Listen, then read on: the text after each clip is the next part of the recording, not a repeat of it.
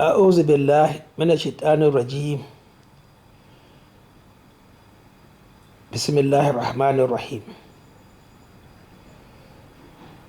‘Yan uwana musulmi, ga wani hadisi daga Abu Amran Jawwani, wato Abdulmalik ibn Habib. An ce duk abin da yake tafe inda hu karibu, shi kusa yake, ya zo maka ma. Za mu mutu,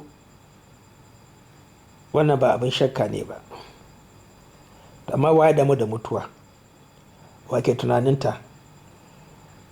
To ga wani abu wanda nake so ku gane tsakaninmu da mu da ku. Tas'alal mala'ika bila amal. Kuna cewa kuna aiki, kuna sallah, duk abin da kuke yi mala'ika suna kashi sama, amma fa kada mu manta,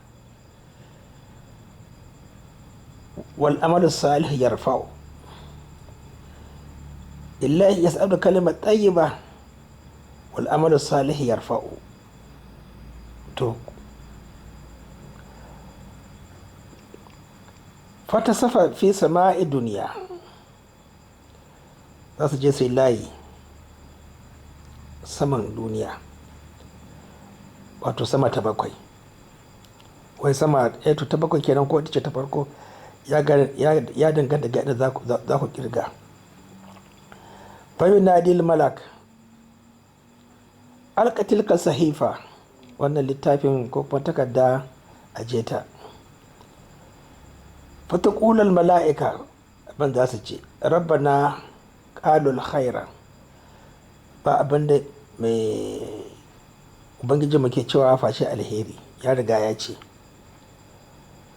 Wa hafadnahu alaihim, kuma ba shakka duk abin da ana alheri Allah subhanahu wata'ala yana na wurin shi, kuma ya kare shi, kuma ya san da shi, ba ƙari ba rage, sai dai rage daga wurin shi a ƙarshe, ba sai dai ƙari kai daga wurin shi na ƙarshe guda ɗaya, rahaman shi.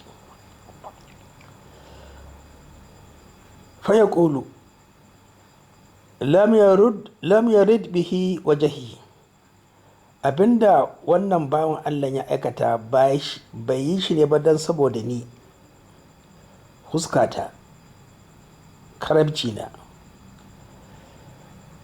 cewa shi bawa na ne, bai yi hakan nan ba. Bayu nadil malak uktub li fulana kaza wa kaza marrataini, ka rubuta ma wancan so biyu. Faya kula innahu lan ya amalahu, ya Allah subhanahu wa ta'ala wa ya rabbi namu bai aikata ba. Faya kula ta'ala innahu nawahu, to ba cinye ba kafa baya. Ku je ku nemi fahimtar ku, dama shine fiqhu. Me ake nufi tsakanin waɗannan mutane guda biyu? Kai tsakanin zuciyarka kenan, kai tsakaninka da kai kaga Allah gwada kenan kana da huska guda biyu.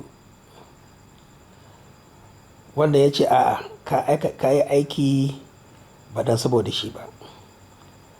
Wannan kuma mala'ika ya ce a'a, ya rabe bai aikata ba, sai Allah ya ce a ya yi niyya.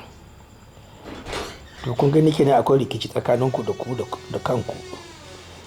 Dama Allah subhanahu wata'ala ya ce akwai radda za a zo kai da kanka kake kanka jayayya, za ka jayayya da kanka.